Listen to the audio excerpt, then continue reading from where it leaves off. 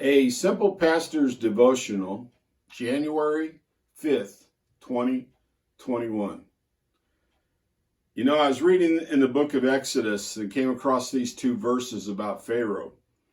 It says in Exodus chapter 5, "Afterward Moses and Aaron went and said to Pharaoh, 'Thus says the Lord, the God of Israel, let my people go, that they may hold a feast to me in the wilderness.'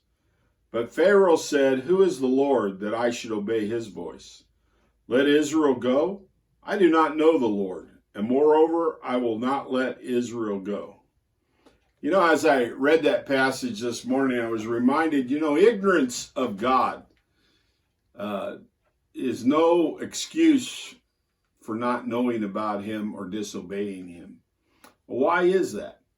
Well, because Romans 1 tells us that God has given each of us a God conscience. Rather, when he created everything, the world, the stars, you, me, he made in us, in our minds, an ability to know by looking at creation there is a God.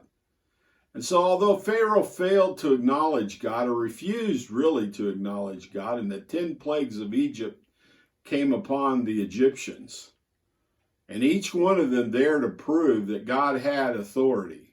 And yet each time Pharaoh hardened his heart and ignored the command of God.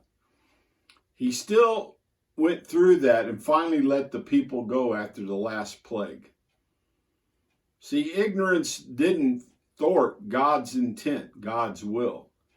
And as I look around our country today and I just see people saying and doing things that show they are ignorant of God, I am reminded that ignorance is not an excuse, because God has given us a conscience of himself. May we listen to it, and may we listen to him. Until we meet the Lord in the air, keep looking to Jesus.